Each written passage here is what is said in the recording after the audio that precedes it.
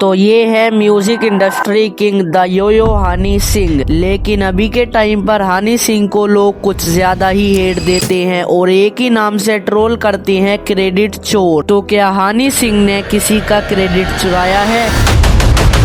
तो देखो, क्रेडिट चोर की बात सबसे पहले बादशाह ने निकाली थी। गाना आया एंड में तो उसमें मेरा नाम भी नहीं था क्रेडिट्स में, मतलब जो क्रेडिट रहता है। वो भी एक ऐसा गाना जो 11 साल पहले रिलीज हुआ था, by the name of brown रंग। और इस पर बादशाह का कहना था कि ये गाने की लिरिक्स मैंने खुद लिखी हैं। और अगर तुम इस सॉन्ग के डिस्क्रिप्शन चेक करोगे तो यहाँ पर कहीं भी ना हनी सिंह का नाम है और ना ही बादशाह का।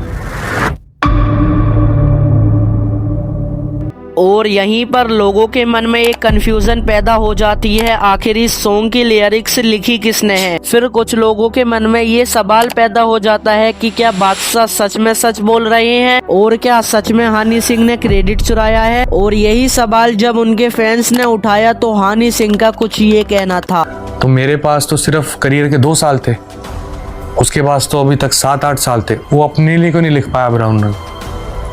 अगर उसने हनी सिंह के लिए लिखे और हनी सिंह ने उसको क्रेडिट नहीं दिया, चलो वही बात। तो देखो, जहाँ तक मैं जानता हूँ कि पहले हनी सिंह का एक ग्रुप हुआ करता था जिसका नाम था माफिया मुंडी, जिनका कोलैब सॉन्ग आया था हनी सिंह के साथ। और इन्हीं में से एक कोलैब था हनी सिंह का और बादशाह का गेट अप जवानी सॉन्ग, जिसमें दोनों एक साथ होते हैं। और ये भी ऑलमोस्ट 13 साल पुराना है, यानी कि जिस टाइम पर ब्राउन रंग सॉन्ग रिलीज हुआ था उसी टाइम पर ये भी हुआ था। बस फर्क सिर्फ इतना है, ये फरवरी में हुआ था और ब्राउन रंग अप्रैल में हुआ था। अब मैं यहाँ पर तुम्हें एक फैक्ट बताता हूँ, अगर बादशाह चाहते तो उस टाइम पर भी ये बोल देते कि ब्राउन रंग की लिरिक्स मैंने खुद लिखी हैं। लेकिन ऐसा नहीं हुआ। क्यों? क्योंकि रीजन यही था, उस टाइम पर ये दोनों डुओ थे, उस टाइम पर लिरिक्स की बात नहीं हुई। तुम्हें एक और फैक्ट बताता हूँ, जब इन दोनों की कंट्रोवर्सी स्टार्ट हुई थी तो एक बार हनी सिंह से इंटरव्यू में ये पूछा गया कि बादशाह और हनी सिंह का कोलैब देखने को मिलेगा, तो हनी सिंह का कुछ ये कहना था।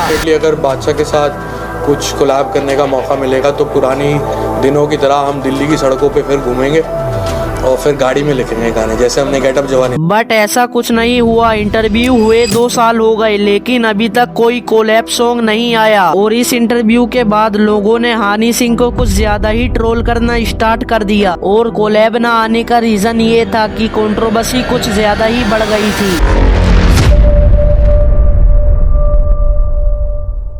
को एक और नाम से ट्रोल करने लगे, ये था कॉपी।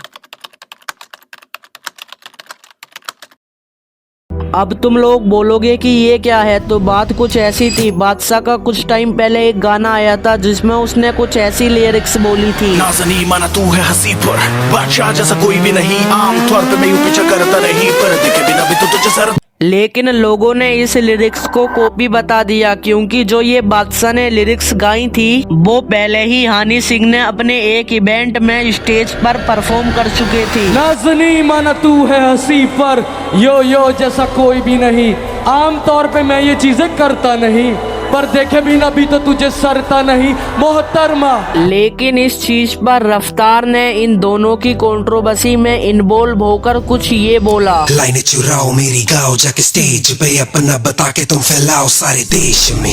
लेकिन इस पर हनी सिंह के फैंस ने मानने से साफ इनकार कर दिया था कि ये बात झूठ है। बट ये कंट्रोवर्सी इतनी ज्यादा बढ़ गई थी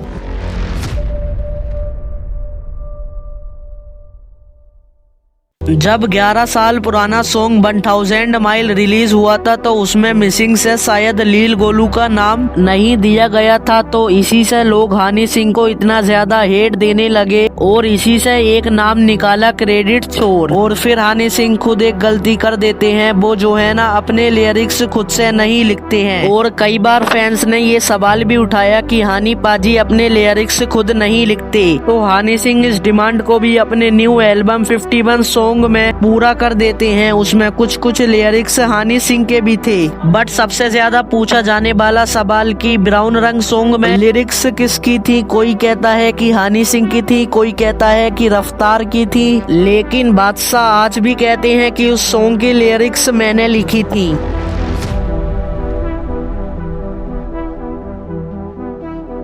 और फिर बाद में हानी सिंह का एक इंटरव्यू आता है कि ब्राउन रंग की लिरिक्स लिखी तो किसने लिखी। फाइनली वो रिवील कर ही देते हैं। और गाना बहुत सारा ट्रेंड हो गया विच इज ब्राउन रंग। Please allow me to ask this, who is eventually written it?